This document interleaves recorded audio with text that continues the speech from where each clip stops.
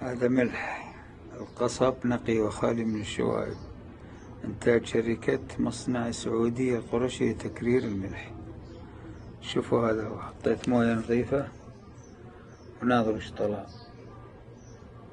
فعلا كلمني واحد قال لازم تغسلون الملح، ما صدقت أنا. بعد ما حطيت الملح الخشن في موية نظيفة، هذا اللي طلع لي أبو عبد العزيز. والله على ما أقول الشهيد، أشهد الله عليه أنه لا فيه لا أي مشاكل الموية ولا شيء، نظيف بل حلو. هذا شوفوا وش اللي طلع من الملح. وإحنا على طول نحط بعشانا أو غدانا. أرجو الانتباه.